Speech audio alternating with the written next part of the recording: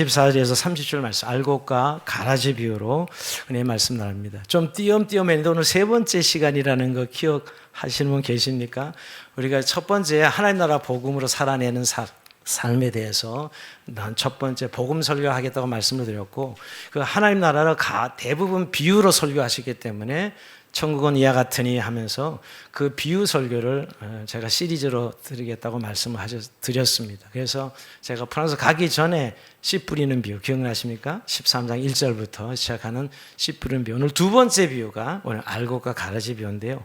이 비유는 잘 알면서도 사실 잘 모르는 비유 중에 하나입니다. 어떻게 보면 우리가 지난 시간에 씨 뿌리는 비유를 통해서 하나님 나라가 어떻게 임하는지, 또 하나님 나라에 어떻게 누가 참여하는지를 살펴본 것이 씨 뿌리는 비유라면은, 오늘 이 알곡과 가라지 비유는 하나님 나라가 이 땅에 어떻게 자라나는가, 또 하나님 나라가 세상 속에서 어떤 방식으로 드러나는가, 이런 질문을 하는 게 좀 어렵게 느껴지죠. 그런데 실제 우리의 고민이 이 비유 속에 많이 담겨져 있습니다.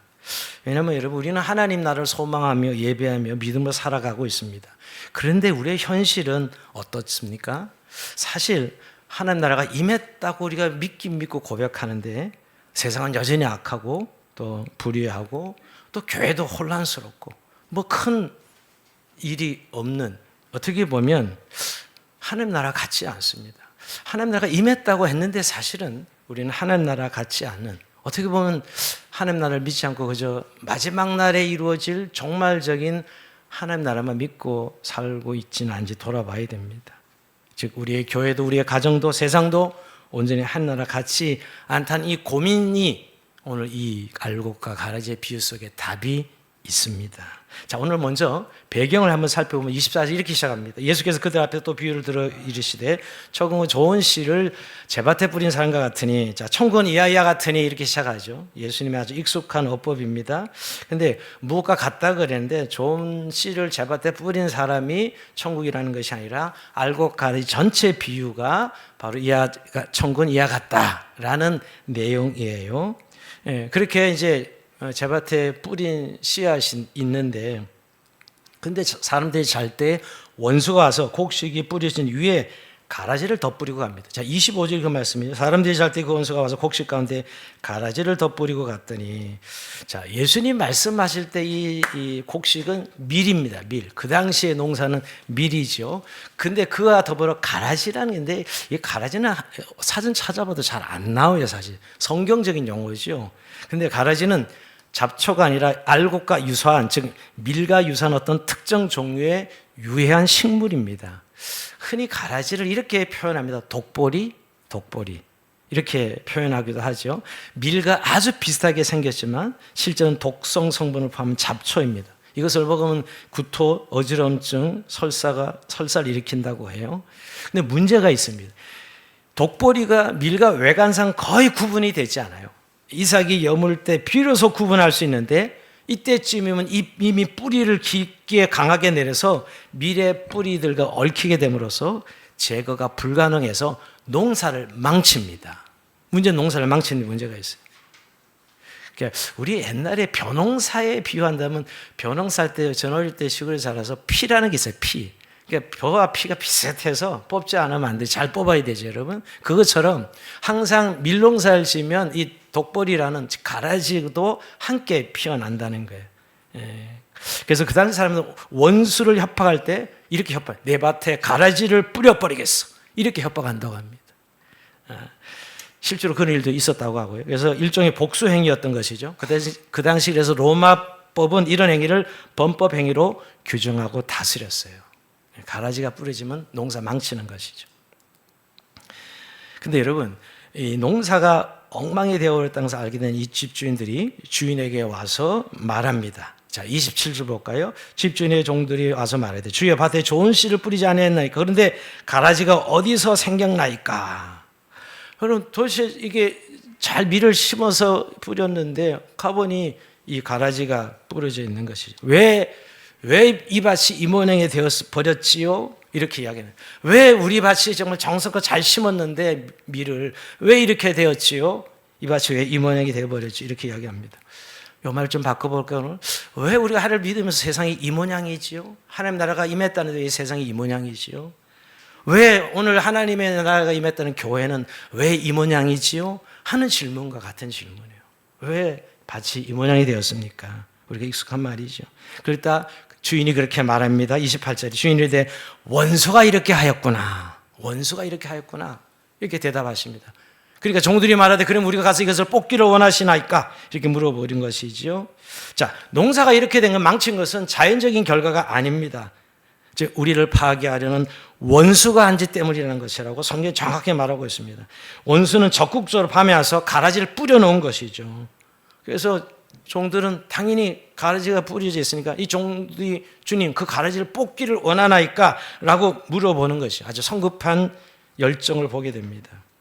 이건 이런 거죠. 왜 하나님은 이런 꼴을 보고도 교회가 이렇게 이런 꼴을 보고 세상이 이런 꼴이 약하고 이렇게 배약한 이런 꼴을 보고도 왜 아무것도 안 하십니까? 라는 것과 똑같은 성급한 열정이 이 본문 속에 담겨져 있는 것이죠. 근데 예수님 주인은 이렇게 답합니다. 가만둬라. 29절 주인이 이르되 가만둬라. 가라지를 뽑다가 곡식까지 뽑을까 염려하노라. 자, 예수님의 마음은 알곡에게 있는 거예요. 야, 그 가라지 뽑다가 알곡까지 다칠 수 있으니 같이 뽑혀서 나오거든요. 뽑지 마라. 그냥 둬라. 이렇게 말씀합니다. 근데 그냥 두는 것은 아니고요. 30절 볼까요? 둘 다 추수 때까지 함께 자라게 두라. 추수 때 내가 추수꾼들의 말하기를 가라지는 먼저 걷어 불사르기에 단으로 묶고 곡식은 모아 내 곡간에 넣어라. 분명한 심판을 이야기해요. 마지막 날에는 그 가라지들은 결국 확 드러날 거니까. 열매를 맺으면 이게 가라지인지 알곡인지 구분이 확실하게 되거든요. 그때 추수할 때니 가만둬라. 이렇게 말씀하고 있는 것이죠. 그러니까 여러분, 가만두라는 의도는 가라지를 잘 자라게 하자는 것일까요? 아니죠. 아직은 구분하기도 어렵고 구분할 수 있다고 해도 뿌리가 서로 얽혀 있어 가라지를 뽑다가 곡식까지 뽑기가 쉬우니 가만두라. 즉 주인의 마음은 알곡을 보호해야 되니까 마지막 추수 때까지 그만두라는 것입니다. 그때 구분이 될 때 완전히 분리해서 땔감으로 사용하게 될 것이고 알곡은 곡간에 두라고 말씀하고 있습니다. 여러분 오늘 이런 보면 우리가 여기까지 본문을 살펴봤는데 오늘 본문은 사실은 또 한 군데가 더 있는 데가 시간이 없어서 안 읽은 겁니다. 자, 13장 36절에서 43절까지가 이 알곡과 가라지의 비유를 주님이 해석해 주십니다. 제자들에게만 해석해 주시는 것이지요. 제자들이 나와 물어보는 것이죠. 이 천국의 비밀을 깨닫게 해달라고 이 비유를 우리에게 설명하여 주셔서 이렇게 주님에게 부탁합니다. 근데 여러분 예수님의 이 해석은 7개 대응식으로 정확하게 대답해 줍니다. 이거 꼭 이해를 해야만 오늘 본문의 교훈을 우리가 살펴볼 수가 있습니다. 자, 우선 37절 보면 대답하여 이르시되 좋은 씨를 뿌리는 이는 인자요. 38절 밭은 세상이요 좋은 씨는 천국의 아들들이요 가라지는 악한 자의 아들들이요 밭은 세상. 자, 여기 우선 여기서 우리가 밭이 세상이라는 것, 밭은 교회라고 해야 될 것 같은데, 자, 다시 오늘 설교는 좀 생각을 하셔야 돼요. 밭은 교회라고 해야 될 것 같은데 밭은 세상이라고 말씀하고 있어요. 그리고 좋은 씨는 천국의 아들, 이건 쉽지요. 그 다음에 가라지는 악한 자의 아들들이고요. 자, 이건 천국에 속한 자녀들과 악한 사단에 속한 자녀들을 뜻하죠. 자, 39절에 보면 가라지를 뿌리는 원수는 마귀요. 이건 어렵지 않아요. 가라지 뿌리는 원수는 마귀, 사단이죠. 추수 때는 세상 끝이요. 추수꾼은 천사들이니, 추수꾼들은 천사들이니. 자, 이건 어려운 것 같지 않아요. 가라지를 뿌리는 원수는 마귀고 추수 때는 세상의 끝을 말하며 추수꾼은 천사들입니다. 어떻게 보면 비유 7가지를 정확하게 예수님이 똑똑 떨어지게 말씀했는데, 자, 이 비유의 초점은 결국은 뭐예요? 알곡과 가지를 그냥 둬서 마지막 날에 추수하겠다라고 말씀하고 있습니다. 40절 이해 보면 그런즉 가라지를 거둬 불에 사르는 것 같이 세상 끝에도 그러하리라. 인자가 그 천사들을 보내리니 그들이 그 나라에서 모든 넘어지게 하는 것과 또 불법을 행하는 자들을 거두내 풀무풀에 던져 넣으리니 거기서 울며 이를 갈게 되리라. 자, 이 가라지들은 다 수고해서 결국은 풀무불에 던져서 태우겠다는 거. 그때 이를 갈며 울 것이다. 이렇게. 그러나 대조적으로 오늘 이 하나님의 아들 즉 의인들은 자기 아버지 나라에서 해와 같이 빛나는 운명을 맞을 것이다. 아버지 나라에서 해와 같이 빛나리라. 이렇게 말씀하고 있죠. 여기서 주님은 단지 씨를 뿌리는 자일 뿐만 아니라 또 심판자임을 말씀하고 있어요. 뿌리는 분도 주님이시지만 심판하시는 분도 분이 주님이시다. 그래서 마지막 추수 때는 모든 것이 확연하게 구분되고 분리돼서 영생과 영벌로 나뉘어진다는 것입니다. 자, 이것이 오늘 주님이 해석한 것인데 뭐 해석은 어렵지 않아요. 어떻게 보면 그 우리가 본 내용을 살펴본 그대로 해석이 되었다 그러는데, 자, 여기서 우리가 한 가지 하나님 나라의 성격이 아주 구체적으로 드러나고 있습니다. 즉 예수님이 세상이라는 밭에서 하나님 나라의 백성과 악한 자들이 함께 자라나고 있다. 즉 알곡과 가라지가 함께 자라나고 있다. 근데 마지막 날인 심판이 있다. 이게 결국 해석의 요점인데요. 자, 그런 의미에서 첫 번째 하나님 나라의 성격을 우리가 좀 생각해 본다면 하나님의 나라와 세상의 나라가 지금은 공존하는 시기라는 거예요. 공존. 하나님의 나라가 성장하지만 역시 세상의 나라도 자라고 있다는 것이죠. 우리가 이 비유에 이 밭이라는 것을 분명하게 세상이라고 표현하고 있어요. 이 밭은 세상이요. 즉 세상 속에서 하나님이 지으신 그 백성들이 거하는 하나님의 나라가 있고, 그리고 이 세상에 속한 세상의 나라가 공존하고 있다라고 말씀하고 있어요. 이것이 우리가 늘 고민할 수밖에 없는 이유죠, 여러분. 늘 이렇게 보기도 하고 저렇게 보기도 하는 이유이기도 합니다. 여기서 예수님이 이 비유 설명할 때 나의 밭 이렇게 표현했거든요. 이 밭을 세상이라고 해석했잖아요. 헬라어 단어는 코스모스예요. 우주를 가리킵니다. 이 세상 모든 우주가 다 하나님의 것이라고 선언하고 있는 것이죠. 여기서 하나님의 밭을 우리는 교회만 이렇게 말하고 싶지 않아요. 교회만이 아니고 세상이라고 표현하고 있다는 거예요. 우리는 너무 신자들이 가는 이 좁은 의미로 이 세상을 해석하는 분들이 가끔 있는데, 여기서 말하는 이 세상은 전 우주를 포함한 하나님의 모든 소유를 가르칩니다. 이 세상이 하나님의 다 소유지요. 여러분, 세상의 그 어떤 영역에도 주님께서 당신의 소유라고 주장하지 못할 영역은 단 1인치도 존재하지 않습니다.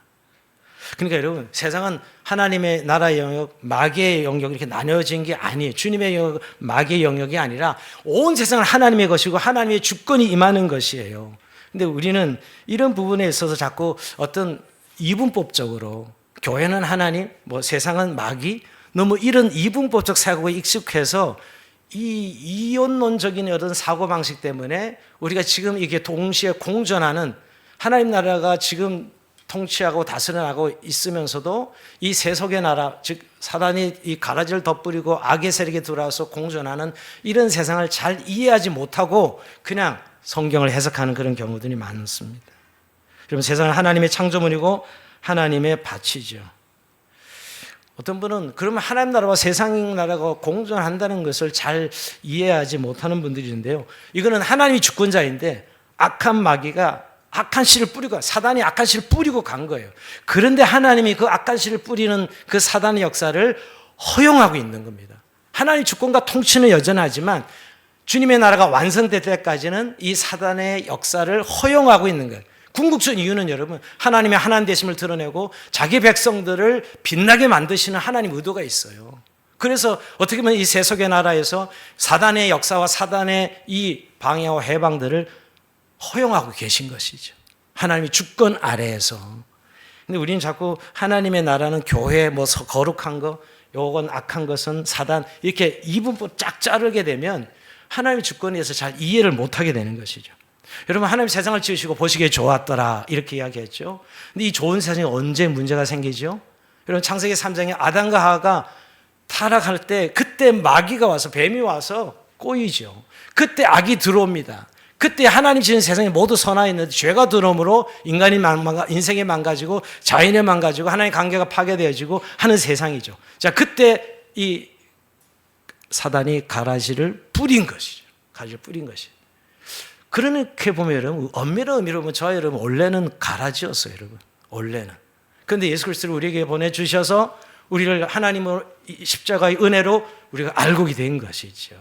악이 이 세상에 들어왔으나 악을 그대로 허용하고 계셔서 지금 우리가 살아가는 세상은 하나님의 나라 가운데 이 악한 세상이 공존하고 있다는 것이에요. 그러니까 여러분, 세상은 신자로만, 성도로만 구성된 것이 아님이 당연한 것이죠. 많은 믿지 않는 불신자들이 성도들과 함께 살아가는 세상입니다. 오늘도 우리가 잘 아는 불신의 기원은 마귀가 이 땅에 와서 우리 아담과 하와를 꼬이고 결국 그 악을 계속 퍼뜨리고 지금 언제까지, 발악을 하는 순간까지, 마지막 주님이 다시 오실 때까지 사단의 역사는 진행될 겁니다. 신자들을 미혹하고 넘어뜨리고 믿음을 무너지게 하고 하는 성장을 방해하게 하는 세상. 그래서 알곡과 가라지가 같이 성장하고 있다는 것에 대해서 우리가 인식하는 세계관에 대한 인식이 중요하다는 것입니다. 그래서 여러분, 하나님의 나라는 두 번째, 세상 한가운데서 자라나고 있어요. 즉 하나님 나라가 깨끗하고 완전한 곳에서만 시작되는 것이 아닙니다. 세상의 항복판, 가라지가 가득한 현실 속에 자라납니다. 극단적으로 예를 들면 가라지가 어디서 자라요? 교회에서도 가라지가 자라고 있다 이 말이에요. 이것을 성경은 말하고 있습니다. 우리가 제일 심하게 보면 실수가 바로 하나님의 나라는 교회 안에서만 자란다. 아니요. 세상 속에서 하나님 나라는 자라고 있고요. 지금은 하나님 나라와 교회가 일치가 아닙니다. 주님이 다시 올 때 하나님 나라와 교회가 일치되겠죠. 근데 지금은 하나님 나라는 세상 속에 자라고 있어요. 교회만이 하나님 나라가 자라고 있는 것은 아니에요. 또 교회도 여러분 가라지가 있다는 것이에요. 이게 성경에 가르치는 진리입니다. 즉 좋은 시인 천국의 아들들 심어 교회를 세우셨으나 마귀가 가라진 악한 제 아들들을 심어 놓았기 때문이죠. 그래서 여러분, 참된 그리스도인들 사이에 진짜처럼 보이는 가짜 그리스도인들도 심어 놓은 것이에요. 그래서 지상교회는 100% 순도의 교회는 존재하지 않습니다. 눈에 보는 지상교회는. 여러분, 사도 바울이 그렇게 얘기하잖아요. 고린도후서 11장 14절 이하에 보면 이렇게 얘기합니다. 이것은 이상한 일이 아니니라. 사탄도 자기를 광명의 천사로 가장하나니 그러므로 사단의 일꾼들도 자기를 의의 일꾼으로 가장하는 것이 또한 대단한 일이 아니리라. 그들의 마지막은 그 행위대로 되리라. 교회 안에서도 이 강명한 천사로 나타날 수, 이게 가라진데도 불구하고 여러분, 교회 안에서 강명의 천사로 나타난다는 것이죠. 그래서 여러분, 교회가 별일이 다 일어나잖아요. 보면 야, 교회에서 어째 저런 일이, 이런 일도 일어나는 이유가 여러분, 교회 안에서 사단도 자기를 강명의 천사로 가장할 수 있다는 것이에요. 여러분, 교회가 왜 이 모양이죠 하나님? 원수가 그리하였구나 라고 말씀하고 있는 거예요. 왜 교회가 저럴 수 있지요? 원수가 저렇게 하였구나라고 성경이 이야기하고 있는 것입니다. 교회 안에 가라지가 많이 섞여 있다는 거예요.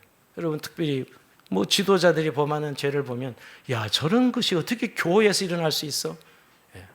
원수가 그리하였구나 라고 오늘 성경은 말씀합니다.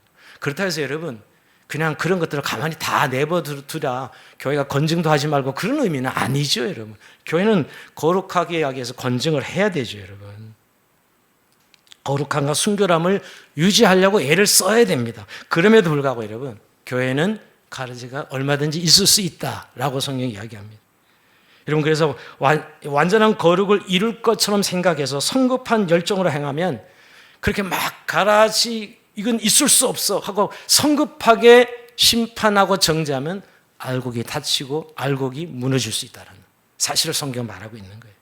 야, 가라지를 뽑다가 곡식까지, 알곡까지 뽑을까 염려하노라 라고 말씀하고 있는 것이죠. 여러분, 왜냐? 우린 천국의 아들들과 악한 자 아들들을 쉽게 구분할 수 없기 때문에 섣불리 판단해서는 안 된다는 거예요. 우린 잘 판단할 수가 없기 때문에 우리가 섣불리 판단하다가 오히려 알곡을 다치게 하는 그런 일을 한다는 것이죠. 결국 추수할 때까지, 심판의 날까지 기다리게 하는 것은 참된 성도들을 보호하려는, 알곡을 보호하려는 하나님의 의도가 담겨져 있어서 가라지를 뽑지 않고 그냥 둬라라고 말씀하고 있는 것입니다. 이르듯 하나님 나라는 세상과 함께 공존합니다. 선교지에도 가정 안에도 하나님 백성과 함께 악이 공존할 수 있습니다.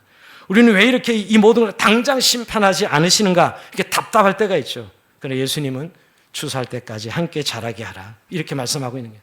하나님의 나라는 악과의 공존 속에서 인내하며 자라고 하나님 심판의 때를 기다리시는 분이죠. 오히려 그 가라지 때문에 알곡들이 더 건강하게 자라는 그런 효과를 사시는 성경은 말씀하고 있습니다.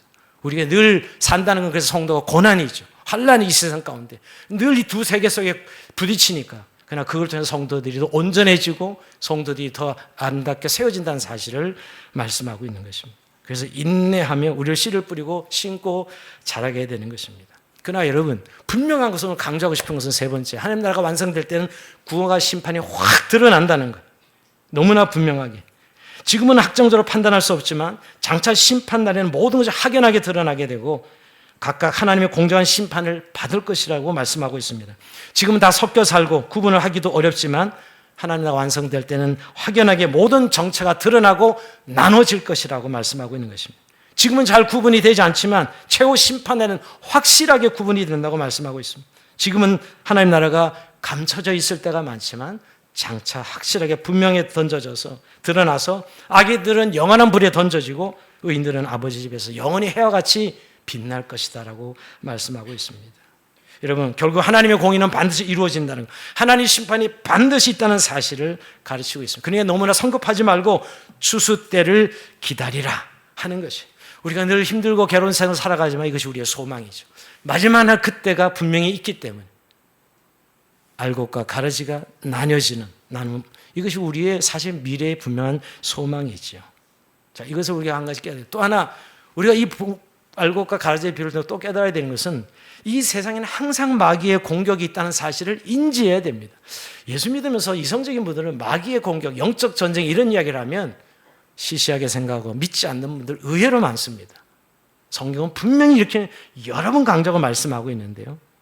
여러분, 하나님 나라의 아들들인 좋은 씨를 멸하는 적대적이고 적극적인 마귀의 세력과 공격이 언제나 존재한다는 것입니다. 개인적으로는 신자들과 공동체적으로는 교회를 공격하는 마귀의 역사를 인식해야 돼요. 여러분, 사단의 역사는 언제 어디서나 장소를 떼어 가리지 않고 있다는 것이에요. 성경에서 예를 들어볼까요?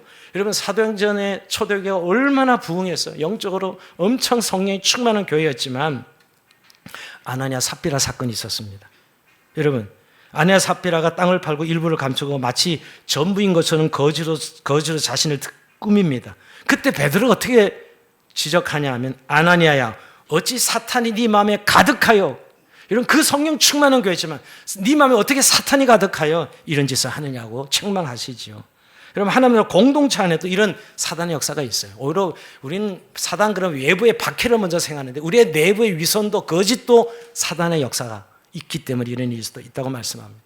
제일 확실하게 보여준 장면이 가룟 유다의 배신입니다. 아니, 예수님의 제자 12제자 중에 그 거룩한 12 중에 한 명이 배신자라니. 그때 여러분, 그가 예수님 8년의 과정을 통해서 설명할 때 이렇게 성경 이야기죠. 마귀가 벌써 시몬의 아들 가룟 유다의 마음에 예수를 팔려는 생각을 넣었더라. 여러분, 이 마귀가 벌써 그의 마음에 예수를 팔려는 생각을 넣었더라 이렇게 이야기하고 있습니다. 하나님의 부르심 아래 제자로 3년 동안 동고동락했으면서도 그의 마음에 의심과 의심의 틈을 비집고 결정의 순간에 유다 가룟 유다를 무너뜨리죠. 여러분, 이게 오늘 알곡과 가라지가 늘 같이 공존하고 자라고 있다는 사실을 보여주고 있는 장면이에요. 오늘날은 마귀는 어떻게 공격할 거예요? 오늘날은 이제 아주 이 사상으로 말미암아 완전히 마귀의 전면전입니다. 여러분, 하나님 없어, 포스트 모더니즘, 모든 것이 다 진리야. 뭐 다 각자 진리잖아. 진리는 없다는 거죠, 사실은. 그리고 이제 물질주의에 빠져서 돈만 있으면 하고 권력만 잡으면 인간의 욕망과 탐욕을 극대화시키는 이 마귀의 전략 말이에요. 여러분, 인간 마지막에 이제 정말 멸망을 향해 달려가고 있는 거예요. 인간의 탐욕을 극대화시키는 이 사상과 풍조들, 이게 지금 사단이 역사하는 거 아니에요. 그래서 더 이상 교회를 교회 모일 필요가 없게 만들려고 하는, 더 이상 사람들 사이에 종교성을 싹 빼려고 하는 이 세상의 문화와 철학 말입니다. 이게 마지막 이 가라지 전략이죠, 여러분. 간밤에 뿌리고 갔더라. 사람들 마음과 생각 속에 뿌리고 갔더라 하는 것이. 때를 가리지 않고, 장소를 가리지 않고, 시간을 가리지 않습니다. 그러니까 여러분, 마귀의 공격을 이상히 여기지 않아요. 우리가 살아가면서 영적 전쟁을 늘 치르고 있는 우리의 일상이라는 사실을 늘 기억하셔야 됩니다. 이게 오늘 알고 가르치 비유의 네 번째. 마지막 이제 비유의 마지막 교훈은 하나님 나라가 인내가 필요하다는 것입니다. 여러분 우리가 세상 끝까지 기다리는 것, 여러분 우리가 시간 속에 이 마지막 종말을 말씀하고 있는 것인데요.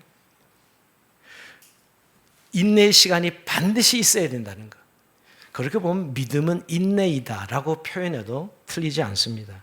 여러분, 교회는 완성품이 모인 것이 아닙니다. 결실하기 전에는 무엇이 참 곡식이고 독보르인지, 즉 가라지인지 구분도 쉽지 않습니다. 여러분, 가라지 같은 알곡도 있고 알곡 같은 가라지도 얼마든지 있을 수 있습니다. 그리고 우리의 성화는 시간이 요구됩니다. 우리의 성화는 시간이 요구됩니다. 그러니까 참 알곡과 가라지는 결국 시간이 지나면서 각각 그 정체를 드러낼 것이에요. 알곡이 지금 미숙하고 연약하여 넘어지기 잘하지만 시간이 흐르면 좀 더 견고한 믿음으로 성장하고 성령의 열매를 맺는 삶이죠. 너무 쉽게 판단하고 정지하지 마십시오. 예수 오래 믿었다고 교회만 오래 다닌 것이지 사실은 그 사람의 영적 성장은 이렇게 하나님을 믿고 신뢰함으로 시간 안에 익어져가는 열매를 맺는 과정인데 우리가 어느 시점에 딱 정지하고 비난하면 그 사람은 무너지는 것이죠. 인생은 중간도 아니고 인생의 마지막까지 가봐야 분명히 드러납니다. 다음에 보자. 무서운 말이죠, 여러분.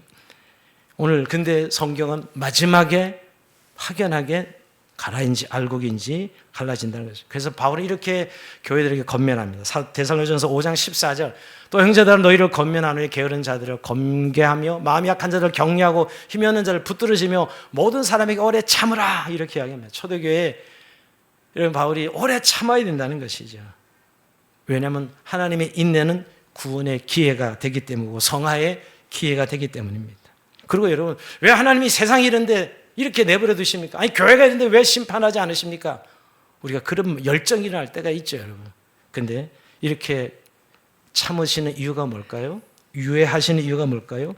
더 많은 알곡이 자라나기를 원하시기 때문입니다. 하나님의 인내는 하나님의 긍휼이에요.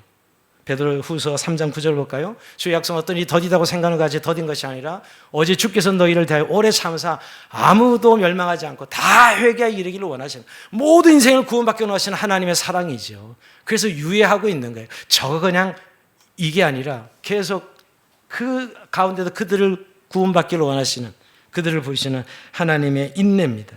이 은혜의 시간을 우리는 회개의 시간으로 우리는 써야 되고요. 변화의 시간으로 삼아야 되는 것이지요. 그래서 여러분 우리가 신앙생활하면서 너무 열정이 지나치면 낙심하고 실망합니다. 그래서 뭐 다 그런 거지 뭐.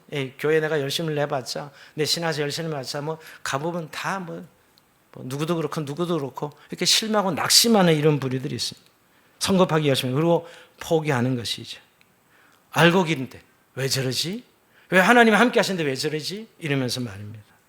근데 여러분 이런 인내의 시간이 결국은 우리 하나님 끝까지 우리를 보호하시고 우리를 인도해 가시는 하나님이 열심을 드러내는 시간이에요. 사실 여러분 야 나 가만둬라 가라지 뽑다가 알곡 다칠라 결국 알곡을 보호하시는 하나님의 손길이 계속 미치는 시간이라고요. 우리는 계속 힘든 시간을 보내죠. 왜? 가라지들의 활동을 통해서 우리는 너무 힘들어. 사실은 포기하고 싶을 때도 있어. 그런데 하나님은 끝까지 그 가라지 활동하는 시간에 우리를 보호하시고 믿음을 붙들고 우리를 인도해 가시는 거예요. 내가 잘나서 신앙생활을 해가는 게 아니라니까요. 우리가 믿음이 있어서 그런 것이 아니에요. 사실은 하나님 우리를 붙잡아 주시는 것이죠. 그래서 사실 우리를 오늘 해같이 빛나게 하신다 그랬는데 결국 이 고난과 역경을 통하여 우리가 늘 이 세상 속에서 겪는 갈등, 어려움들 왜 예수 믿으면서도 이런 일이 일어나고 저런 일이 일어나고 가라지들이 계속 역사하잖아요. 우리가 원하지 않는 일들이 이것저것 툭툭 터지면서 어쩔 때는 하나님이 계신데 왜 이런 일이 일어나지? 이런 질문을 우리가 계속 던지지 않아요? 근데 여러분 그런 시간들이야말로 하나님께서 우리들을 보호하시고 끝까지 믿음의 인내를 통해서 저 천국 알곡에 거두어들이는 과정이라는 것입니다. 여러분 우리 기껏 살아봤자 100년도 못 삽니다. 우리가 이 무고한 영혼에 비한다면 그 짧은 정같이 오고 가는 인생인데 그 인생 속에 하나님이 우리를 사실 끝까지 인내케 하시고 보호하셔서 천국까지 알곡으로 거두어들이는까지 인도하시는 과정이라는 것이죠. 근데 여러분 하나님 인내는 끝이 있는 인내입니다. 추수 때가 있습니다. 종말에는 알곡과 가라지는 분명히 갈라집니다. 가라지는 묻고 불에 던져질 것이고 알곡은 곡간에 들어가서 하나님 영광 가운데 거하게 될 것입니다. 말씀을 마칩니다. 사랑하는 성도 여러분, 하나님 나라는 지금 이 세상 한복판에서 살아나고 있습니다. 그래서 여러분 완전하지 않아도 괜찮습니다. 너무 신앙생활에서 완벽주의자들이 한국에 많아서 그거 못 견디고 쉽게 낙심하고 포기하고 그냥 대충 신앙생활하는 그런 그 깨어있음을 잃어버린 성도들이 너무 많습니다. 처음엔 그런 분들이 아니었거든요. 제가 잘 알죠. 근데 뭐 신앙생활이 다 그런 거지 하고 교회 생활을 즐기는 그런 신앙생활이 아니라 정말 예수를 믿어 그 예수님과 함께 동행하며 그 우리를 알곡으로 만들어 가시는 빚어 가시는 하나님의 손길을 느끼고 이런 고난과 이런 어려움 가운데 여전히 우리의 믿음을 붙잡고 인도해 주시는 하나님의 사랑과 은혜를 붙잡고 나가야 될 것입니다. 그래서 말씀의 뿌리를 내리고 믿음으로 견디고 마침내 하나님 나라 곳간에 들려질 참된 알곡으로 살아가야 되는 것이죠. 저는 마지막 말씀을 마치면서 오늘 부르심과 택하심을 굳게 하라는 이 베드로의 말씀을 다시 우리 마음에 새기길 원합니다. 여러분, 초대교회도 이 하나님 나라를 선포했는데 막 아무 일도 일어나지 않았잖아요. 예수님 곧 오실 줄 알았는데 오시지도 않고 박해는 너무너무 심해가고 하면서 점점 실족하는 사람들, 흔들리는 사람들이 교회 안에 많았던 것이에요. 그래서 오늘 이렇게 권면한 겁니다. 그러면 형제들아, 더욱 힘써 너희 부르심과 택하심을 굳게 하라. 너희가 이것을 행한즉 언제든 실족하지 아니하리라. 이같이 하면 우리 주 곧 구주 예수 그리스도의 영원한 나라에 들어감을 넉넉히 너에게 주시리라. 자, 여기 문맥을 보면 결국 실족하지 아니하리라. 그러니까 잃어버리는 것이지요. 여러분, 우리가 살아가는 세상이 지금 알고 가르기가 공전하고 악이 득세하고 있고 이런 악한 일들이 내가 원하지 않는 일도 막 일어나는 이런 세상 속에 살아가면서 우리의 믿음을 지킨다는 것, 그것은 결국 우리를 부르심과 하나님의 택하심을 기억하지 않으면 언제든지 잃어버릴 수 있다는 것이에요. 여러분, 우리의 신앙이 부족이 되어서는 안 됩니다. 그냥 부족 정도 되면 그렇게 살아갈 수 있을지 몰라요. 그냥 하나님이 나의 부르심, 나를 향한 하나님 구원의 부르심과 나의 택하심을 기억해야 되는 것이죠. 여러분, 우리가 교회 다닌다고 이것이 보장되는 건 아닙니다. 목사라고 장로라고 보장되는 게 아니죠. 정말 이 하나님 말씀의 부르심을 내가 인지하고 하나님의 이 부르심 가운데 오늘도 믿음으로 오늘도 고백하며 나갈 때만이 오늘도 우리의 삶에 열매 맺는 삶으로 갈 수 있다는 것입니다. 마귀는 여러분 지금 우리의 이 교회와 우리 성도들을 세상 속에서 그냥 공격하고 있습니다. 돈만 있으면 행복하고 권력만 있으면 행복하고 편리한 삶을 사는 행복이고 그게 유토피아고 우리의 부르심과 택하심을 잃어버리게 하는 그런 세상 속에 우리가 살아가고 있다는 걸 기억하시고, 아니 더위만 와도 이렇게 더위 멍하다 보면 우리의 존재 가치, 우리의 누구인지도 잃어버리고 살아가는 이런 세상 속에 주님은 오늘도 말씀하고 있는 것입니다. 물론 여러분, 우리의 치열한 생존의 삶을 우리는 살아가야 되죠. 치열한 전쟁을 치르지 아니할 수 없습니다. 그러나 그런 치열한 전쟁의 삶도 주의 부르심과 택하심을 받은 하나님 나라에서 이루어지는 삶이라는 것. 그 모든 치열한 전쟁, 하나님 나라에서 이루어지는 주님의 부르심과 택하심이라는 사실을 기억하시고 매일매일 힘든 이 세상 속에서도 오늘도 믿음으로 다시 한번 고백하며 나아가는 저희는 복된 삶이 되길 주의 이름으로 축원드립니다. 자, 우리